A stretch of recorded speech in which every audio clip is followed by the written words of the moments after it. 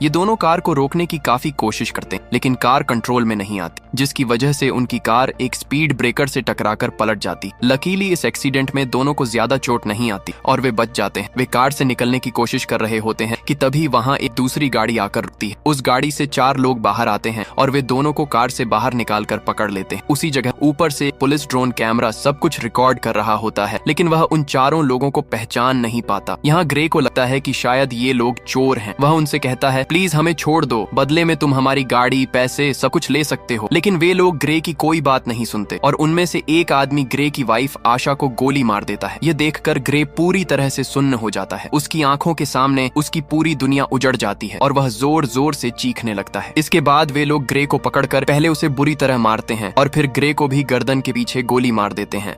वे grey और आशा का सारा सामान चोरी करके वहां से चले जाते हैं। ग्रे की सांसें अभी भी चल रही होती हैं और वह अपनी आंखों के सामने अपनी वाइफ को तड़पते हुए देख रहा होता है, लेकिन ग्रे कुछ भी नहीं कर पाता क्योंकि उसकी बॉडी का कोई भी पार्ट हिल नहीं पा रहा होता। और फिर ग्रे की आंखों के सामने ही उसकी वाइफ की मौत हो जाती है। कुछ देर बाद वहां पुलिस पहुंचती है। वे आशा की बॉडी को पोस्टमार्टम के लिए भेज देते हैं और ग्रे को हॉस्पिटल में एडमिट कर देते हैं। हॉस्पिटल में 3 महीनों तक इलाज चलने के बाद ग्रे की जान तो बच जाती है, लेकिन अब वह चलने के काबिल नहीं रहता। गर्दन के नीचे गोली लगने की वजह से उसका स्पाइनल कॉर्ड पूरी तरह डैमेज हो चुका होता है। कंधे से नीचे उसका पूरा शरीर पैरालाइज हो जाता है। 3 महीनों बाद ग्रे को घर वापस लाया जाता है। अब ग्रे व्हील चेयर पर होता है क्योंकि उसके सिर के अलावा पूरी बॉडी बेजान हो चुकी होती है। ग्रे अब कोई काम नहीं कर सकता था, इसलिए उसके घर पर एक रोबोटिक मशीन होती है जो उसका सारा काम करती है और उसकी माँ उसका ख्याल रखती है। लेकिन ग्रे के लिए अब जिंदगी एक बोझ बन चुकी होती है। उन 4 किलर्स ने न सिर्फ उसकी वाइफ को मार दिया था, बल्कि उसकी पूरी जिंदगी भी तबाह कर दी थी। ग्रे बदले की आग में जल रहा होता है। उसके पास अब सिर्फ एक ही उम्मीद बची होती है जिसके सहारे वह जिंदा रहता है। वह अपनी वाइफ के किलर्स को जल्द से जल्द जेल की सलाखों के पीछे देखना चाहता होता है। इसी वजह से वह पुलिस स्टेशन जाता है। वहाँ ग्रे पुलिस से अपनी वाइफ के किलर्स के बारे में पूछता है। डिटेक्टिव उसे बताती है कि अभी तक किसी का भी कोई सुराग नहीं मिला है। पुलिस का ड्रोन कैमरा उस वक्त वहाँ मौजूद था, लेकिन फुटेज धुंधली होने की वजह से कातिलों की पहचान नहीं हो पाई है और पुलिस अभी और इन्वेस्टिगेशन कर रही है। ये सुनकर ग्रे काफी ज्यादा डिसपॉइंट हो जाता है क्योंकि काफी समय से वह पुलिस से यही सुनता आ रहा होता है कि हम इन्वेस्टिगेशन कर रहे हैं। अब ग्रे पूरी तरह से हिम्मत हार चुका होता है और वह इस तरह से जीना नहीं चाहता। उसे लगने लगता है कि उसकी उम्मीद अधूरी रह जाएगी और पुलिस कभी भी उसकी वाइफ के कातिलों को नहीं पकड़ पाएगी। इसी वजह से ग्रे आत्महत्या करने का फैसला करता है। वह घर में मौजूद रोबोट मशीन की मदद से दवाइयों का ओवरडोज ले लेता है, जिससे वह बेहोश हो जाता है। लेकिन उसके घर पर लगा एआई सिस्टम वक्त रहते एम्बुलेंस को कॉल कर देता है और ग्रे की जान बच जाती है। यहीं ग्रे से मिलने उसका वही रेगुलर कस्टमर एरन कीन आता है। वह ग्रे से कहता है कि उसे उसकी हालत देखकर बहुत बुरा लग रहा है। एरन ग्रे